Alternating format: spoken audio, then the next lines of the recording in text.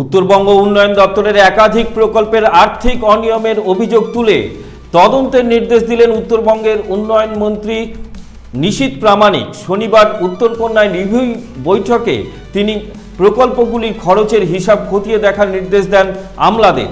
মন্ত্রীর দাবি, কোচবিহারের রবীন্দ্র ভবন নির্মাণে 1.5 কোটি টাকা খরচ হলেও পরে সংস্কারের জন্য আরও 8 কোটি টাকা ব্যয় দেখানো হয়েছে।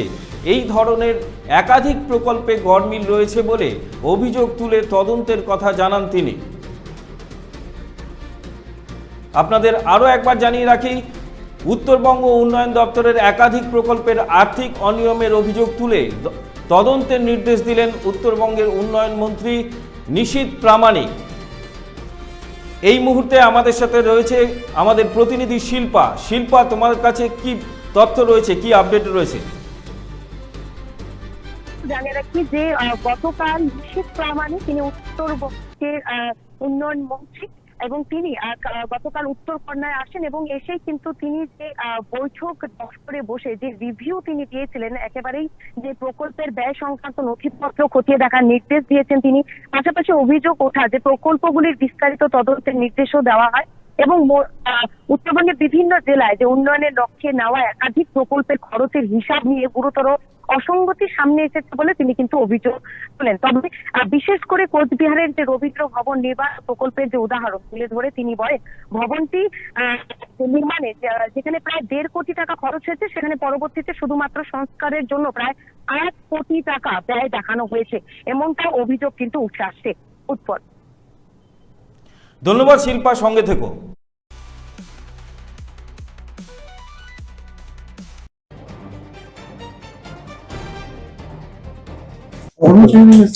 এবং কোন ধরনের অন্যায় অপরাধমূলক কাজকে প্রশ্রয় দেওয়া হবে না।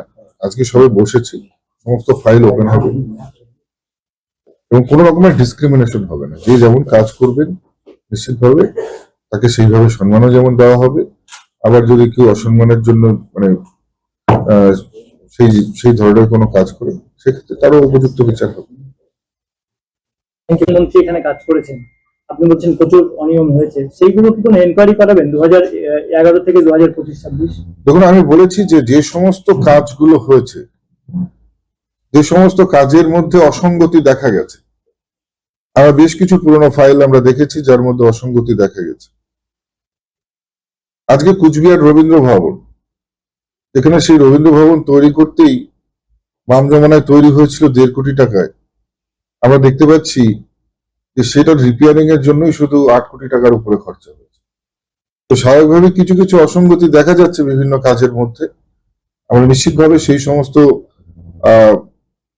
ফাইলগুলো আমরা আবার খুলবো এবং শুধু ফাইল ওপেনিংই নয়, যে সমস্ত কন্ট্রাক্টররা এই কাজগুলোর সঙ্গে যুক্ত এবং যারা এই ধরনের অসঙ্গতিযুক্ত কাজ করেছে, নিশ্চিতভাবে তাদেরকে উত্তরবঙ্গ উন্নয়ন দপ্তর থেকে ব্ল্যাক লিস্টেড করা হবে। আগামী দিনে কোনো কাজ তাদের কাজের মধ্যে বা কোনো রকম টেন্ডারের মধ্যে তারা পার্টিসিপেশন করতে পারবে না। যে কাজগুলো চলছে এখনো শেষ হয়নি, সেই কাজগুলো কি হবে? দেখুন, অনগোয়িং কাজ যেগুলো 50% উপরে হয়েছে, সেই কাজগুলোকে অনগোয়িং হিসেবে ধরা হবে। যেগুলো কাজ চলছে কিন্তু যেগুলো 50% নিচে এখনো হয়নি, সেগুলোকে সমস্ত কাজগুলোকে ক্যান্সেল করে রিটেন্ডার করার কথা বলা হয়েছে। তারা যদি কোর্টে যায়, আমরা কোর্টে দেখে নেব। দেখুন, এখন পর্যন্ত আমাদের, আপনারা জানেন যে আমরা একটা দলগত সিস্টেমে আমরা পছন্দ করি। নির্দিষ্টভাবে উত্তরবঙ্গে প্রচুর বিধায়করা জিতে এসছেন। আমরা প্রত্যেকটা বিধায়ককে প্রায়োরিটি দিয়ে তাদের নির্দিষ্ট এলাকায় কি কি কাজের প্রয়োজন রয়েছে আমরা সেটা চেয়ে পাঠাবো। আমি নিজে প্রত্যেকের সঙ্গে ব্যক্তিগতভাবে তাদেরকে ডেকে তাদের সঙ্গে যেমন কথা বলবো, তেমনি তারাও নিজেদের এলাকায় বসে গ্রাম পঞ্চায়েত এবং নিজেদের সেখানকার পঞ্চায়েত সমিতি, জেলা পরিষদের সঙ্গে কথা বলে প্রায়োরিটি বেস কাজগুলো আমাদেরকে দেবে এবং আমরা প্রায়োরিটি বেস একটা নির্দিষ্ট আগামী 100 দিনের কাজের জন্য আমরা একটা লিস্ট তৈরি করব, তালিকা এবং অ্যাকশন প্ল্যান তৈরি করব। তার মধ্যে প্রত্যেকটা বিধায়কের এরিয়া থেকে যাতে আমরা ছুঁয়ে যেতে পারি, প্রত্যেকটা সারা উত্তরবঙ্গের প্রত্যেকটা প্রান্তীয় বিধানসভা যাতে আমরা ছুঁয়ে যেতে পারি, সেদিকে আমাদের মূল লক্ষ্য থাকবে। মূলত যেটা আপনাদের সময় যখন তৃণমূল সরকার ক্ষমতায় ছিল, তখন বিজেপির বিধায়করা বিভিন্ন সময় অভিযোগ করতেন যে তৃণমূল তাদের কথা শুনছে না। সেক্ষেত্রে এখানে যারা তৃণমূলের বিধায়ক রয়েছে তাদের কথাও দেখুন, নিশ্চিতভাবে আজকে প্রশাসনিক বৈঠকে আমি বলেছি এখানে বিরোধী বা অন্য বলে কোনো কথা নয়। যে যেখান থেকে এমএলএ যারা যেখানে জয়যুক্ত হয়েছে, যারা বিরোধী এমএলএ যেখানে জয়যুক্ত হয়েছে, নিশ্চিতভাবে তারাও যদি কোনো ডেভেলপমেন্ট ওয়ার্কের প্রপোজাল আমাদেরকে দেয়, আমরা অত্যন্ত গুরুত্বপূর্ণভাবে সেই বিষয়টিকে বিবেচনা করব।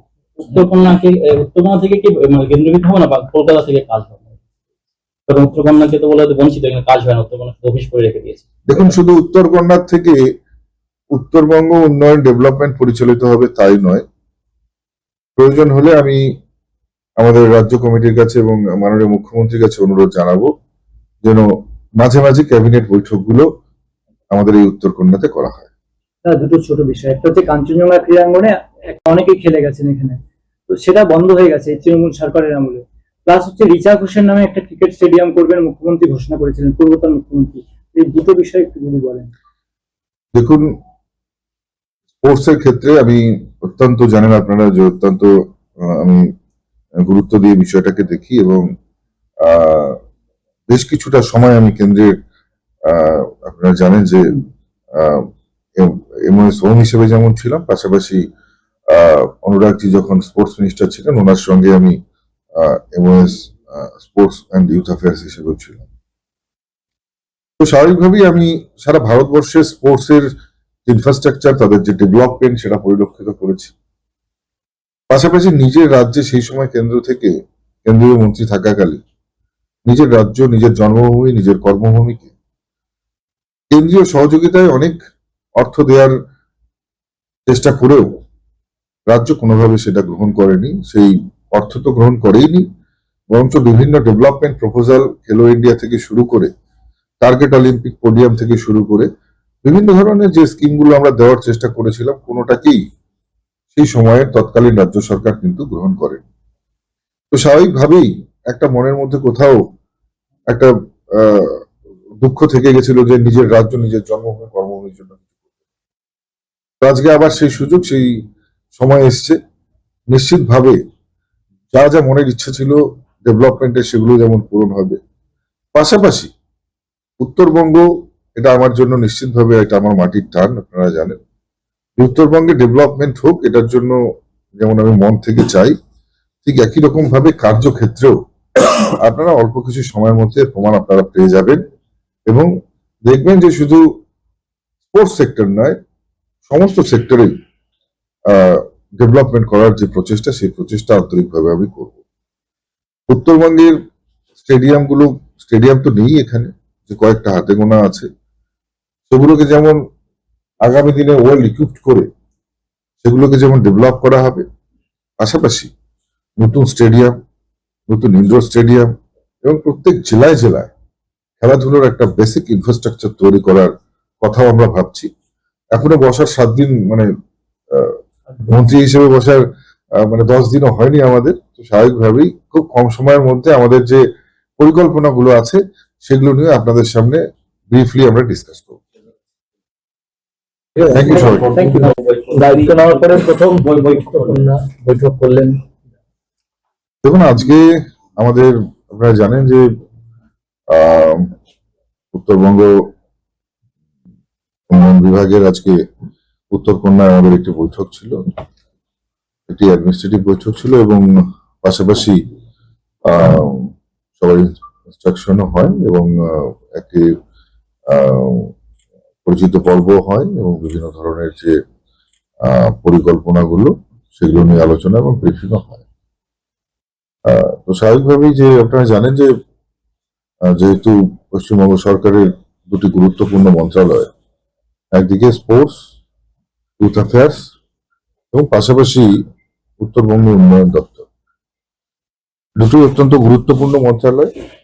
তো স্বাভাবিকভাবেই আজকে এসে আমি যেমন বেশ কিছু পুরনো যে সমস্ত প্রজেক্টগুলো চলছিল তার খবর আমি নেই এবং নতুন কি পরিকল্পনা রয়েছে, অনগোয়িং কি কি কাজ চলছে এবং আগামী অ্যাকশন প্ল্যান কি আছে, তার উপরে নির্ভর করে আমাদের বৈঠক হয়। তো একটা বিষয় আমি আপনাদের পরিষ্কার করে দিতে চাই যে এতদিন পর্যন্ত আপনারা দেখেছেন যে তৃণমূল সরকারের সময় যেভাবে উত্তরবঙ্গের সাধারণ মানুষ উত্তরবঙ্গের বঞ্চনা, উত্তরবঙ্গের লাঞ্ছনার কথা বারবার তুলে ধরেছিল, কারণ আমরা দেখেছিলাম যে উত্তরবঙ্গের এই উন্নয়ন দপ্তরের যে বাজেট, সেটা উত্তরবঙ্গের যে জনসংখ্যার হিসেবে এবং উত্তরবঙ্গের যে পুরো এরিয়া রয়েছে সেই হিসেবে অনেকটাই কম। একদিকে মমতা বন্দ্যোপাধ্যায় উত্তরবঙ্গকে সুইজারল্যান্ড বানানোর কথা বলেছেন, একদিকে উত্তরবঙ্গে টুরিস্ট হাব বানানোর কথা বলেছেন, টুরিস্ট সার্কিট তৈরি করার কথা বলেছেন। পাশাপাশি তার পরিবর্তে শুধু উত্তরবঙ্গকে এই 15 বছর ধরে বঞ্চনায় দিয়ে গেছে। কিন্তু এবার আমাদের সরকার, ভারতীয় জনতা পার্টির সরকার প্রতিষ্ঠিত হবার পর আমরা যে কথা দিয়েছিলাম, আমাদের কথার জায়গায় আমরা অবিচল, আমাদের লক্ষ্যে আমরা স্থির। এবং সম্মানীয় মুখ্যমন্ত্রী শুভেন্দু অধিকারী তিনি পরিষ্কার বলেছেন যে উত্তরবঙ্গের উন্নয়নের জন্য যতখানি বাজেটের প্রয়োজন ততটাই বাজেট উত্তরবঙ্গের জন্য অ্যালোকেট হবে। এবং নিশ্চিতভাবে আমরা বুঝতেই পারছি যে এবারে উত্তরবঙ্গের যে প্রত্যেকটা মানুষের যে চাহিদা বা যে ডিমান্ড, যে উন্নয়ন মানুষ চাইছে, সেই প্রকৃত উন্নয়নের জন্য উত্তরবঙ্গের উন্নয়ন দপ্তরের বাজেট যেমন হবে, তেমনি একেবারে ট্রান্সপারেন্ট ওয়েতে সেই বাজেট সাধারণ মানুষের জন্য ইমপ্লিমেন্টেশন হবে এবং নিশ্চিতভাবে ডাবল ইঞ্জিনের সরকার যে দ্রুত গতিতে ডেভেলপমেন্টের কথা বলেছে সেই ডেভেলপমেন্ট বাস্তবায়িত হবে। আজকে নিশ্চিতভাবে আপনারা জানেন যে গত কয়েক বছর ধরে কি ধরনের কাজ এই উত্তরবঙ্গ উন্নয়ন দপ্তর থেকে হয়েছে আমরা প্রত্যেকেই জানি। নিশ্চিতভাবে অনেক এমন কাজ হয়েছে যে সমস্ত কাজ শুধু কাগজে কলমে কাজ হয়েছে, কিন্তু আখেরে বাস্তবায়িত অনেক ক্ষেত্রেই হয়নি। কাজের মান অত্যন্ত নিম্ন হয়েছিল। আমরা সেই সব ক্ষেত্রে আমি স্পষ্টভাবে আজকে সমস্ত আধিকারিকদেরকে বলে দিয়েছি যে যারা বিগত দিনে এই ধরনের নিম্নমানের কাজ করেছে বা যে সমস্ত কন্ট্রাক্টর এনলিস্টেড কন্ট্রাক্টর এই ধরনের কাজ করেছে তাদের প্রত্যেককে খুঁজে বের করে ব্ল্যাকলিস্টেড করা হবে এবং উত্তরবঙ্গ উন্নয়ন দপ্তরে কোনো রকমের এখানে কন্ট্রাক্টরদের ভিড় চলবে না। এখানে কোনো রকমের মিডলম্যান বা এক কথায় যারা দালাল তাদের কোনো রকমের ভিড় এখানে বরদাস্ত করা হবে না। কাজের জায়গায় কাজ হবে, ডেভেলপমেন্টের জায়গায় ডেভেলপমেন্ট হবে। এর সঙ্গে কোনো ধরনের আমরা সাবোটেজ বরদাস্ত করব না। আমরা আধিকারিক থেকে শুরু করে ইঞ্জিনিয়ার থেকে শুরু করে দপ্তরের প্রত্যেকটি এমপ্লয়িজকে অবগত করা হয়েছে যাতে কাজ কাজের মতন হয়, সঠিকভাবে হয় এবং যার যা দায়িত্ব সেই দায়িত্ব তারা যেন পালন করবার চেষ্টা করে। নিজের দায়িত্বের বাইরে গিয়ে অন্য দায়িত্ব পালন করবার কোনো রকমের দরকার নেই। আমাদের যথেষ্ট এফিশিয়েন্ট টিম রয়েছে। প্রয়োজন হলে পরে আমরা মাননীয় মুখ্যমন্ত্রীর সঙ্গে কথা বলে আরো এফিশিয়েন্ট অফিসার যাতে এখানে রিক্রুট হয় সেই বিষয়ে আমরা কথা বলব। এবং এছাড়াও যেভাবে ডিসক্রিমিনেশন হয়েছে, এর আগে যেভাবে কাজ চলতো এবারে সেভাবে চলবে না। সমস্ত আমরা উত্তরবঙ্গের যে 8টি জেলা রয়েছে 8টি জেলাতেই ডেভেলপমেন্ট ওয়ার্ক সমানভাবে হবে, বিভিন্ন ক্ষেত্রে সমানভাবে নজর দেওয়া হবে। একদিকে যেমন গ্রামোন্নয়নের ক্ষেত্রে নজর দেওয়া হবে, পাশাপাশি যাতে উইমেন ডেভেলপমেন্ট এবং women empowerment at the same time আমরা করতে পারি এমন কিছু প্রজেক্টের দিকেও আমরা বিশেষভাবে লক্ষ্য করব। এগ্রিকালচার এরিয়াগুলোতে যেখানে যে সমস্ত এগ্রো প্রধান এরিয়া রয়েছে সেই জায়গাগুলোতে আমরা এগ্রো বেসড ক্লাস্টার তৈরি করে কি করে অ্যাসেট ক্রিয়েশন করা যায় অর্থাৎ এবং পাশাপাশি সেই সঙ্গে সঙ্গে এমপ্লয়মেন্ট জেনারেট করা যায় সেই ব্যবস্থা আমরা করব। বিভিন্ন জায়গায় আপনারা জানেন যে অনেক ধরনের অসুবিধা রয়েছে, প্রত্যেকটি জেলার আলাদা আলাদা সমস্যা রয়েছে। সেই সমস্ত সমস্যাগুলোকে প্রাথমিকতা দিয়ে প্রায়োরিটি বেস ওয়ার্ক আমরা স্টার্ট করব এবং সর্বোপরি আমাদের যা প্রতিশ্রুতি আমরা নির্বাচনের আগে দিয়েছিলাম, আমাদের সংকল্পপত্রে যে সমস্ত কাজগুলো করবার সংকল্প নিয়েছিলাম প্রায়োরিটি বেসে সেই কাজগুলো আমরা যেমন করব, পাশাপাশি প্রত্যেকটা মানুষ যাতে তাদের অধিকার, তাদের যে ন্যায্য পাওনা সেটা যাতে বুঝে পায় সেই চেষ্টা আমরা করব। আমি যখন উত্তরবঙ্গ উন্নয়ন দপ্তরের দায়িত্ব নিয়েছি সেই সময় থেকে আমি বলেছি যে উত্তরবঙ্গের মানুষের জন্য যে অধিকার, যে দাবি দেওয়া মানুষের রয়েছে, সেই দাবি নিশ্চিতভাবে আমি আমাদের রাজ্য সরকার এবং সম্মানীয় আমাদের যিনি মুখ্যমন্ত্রী রয়েছেন শুভেন্দু অধিকারী, তার সাথে আলোচনা করে প্রত্যেকের অধিকার আমি পাইয়ে দেব এবং নিশ্চিতভাবে শুরু থেকে শেষ পর্যন্ত এটাই আমার কাজ হবে, এটাই আমার কাজের কর্মপদ্ধতি হবে। বলছি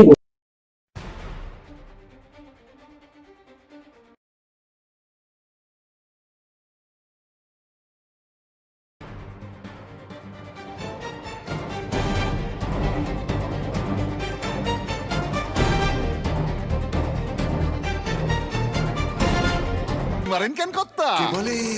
বড় মাছের স্বাস্থ্য দেখে শরীর খারাপ লাগে বুঝি? আরে মাছেরা বলছে এবার থেকে আপনার মাছেদেরও দিন কল্যাণীস প্রিমিয়াম ফ্লোটিং ফিশ ফিড। ভাসমানে খাদ্য আনে লক্ষ্মী মোদের ঘরে জলকে ছালাক ছালাক। ঘরের লক্ষ্মী আজই ঘরে আনো কল্যাণীস প্রিমিয়াম ফ্লোটিং ফিশ ফিড। ভাসমান খাদ্য। চোখের সমস্যা বাড়ার আগেই আজই আসুন জীবন রেখা হসপিটাল, আপনার পরিবারের নতুন ভরসা।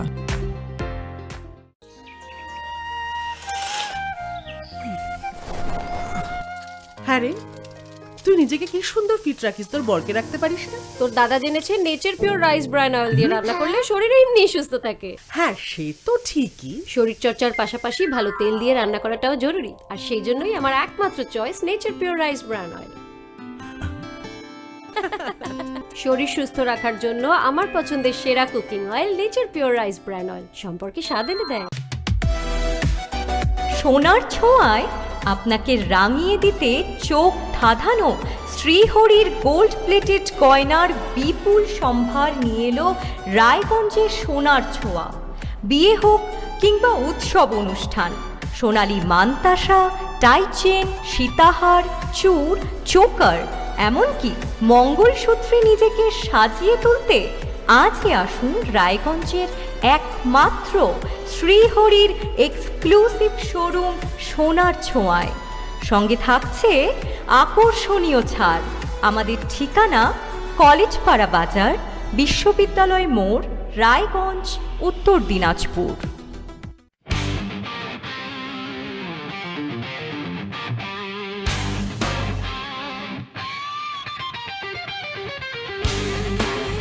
কম বাজেটে ইলেকট্রিক বাইক খুঁজছেন, তাও আবার স্মার্ট বাইক? তাহলে আর দেরি কেন, আকর্ষণীয় ছাড়ে আপনার নাগালের মধ্যেই দুর্দান্ত অফারে হাই কোয়ালিটির স্মার্ট ই বাইক পেতে আজই চলে আসুন রায়গঞ্জের গ্লোবাল সিটিতে। বিভিন্ন নামী কোম্পানি ইলেকট্রিক মোটর বাইকের বিপুল সম্ভার রয়েছে আমাদের কাছে, সেই সঙ্গে সার্ভিসও পাবেন একেবারে হাতের কাছেই। তাছাড়া একই ছাদের নিচে সুদৃশ্য হোটেল, রেস্টুরেন্ট, এমনকি অনুষ্ঠান ভবনও থাকছে। তাই আজই আসুন গ্লোবাল সিটিতে। আমাদের ঠিকানা 12 নম্বর জাতীয় সড়কের ফ্লাইওভারের পাশে, রূপাহার, রায়গঞ্জ, উত্তর দিনাজপুর।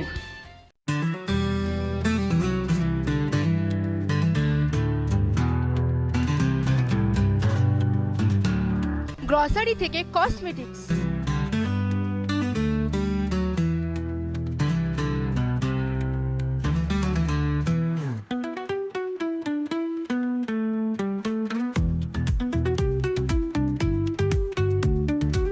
আপনার যে কোনো প্রয়োজনীয় জিনিস পেয়ে যাবেন একই ছাদের তলায়।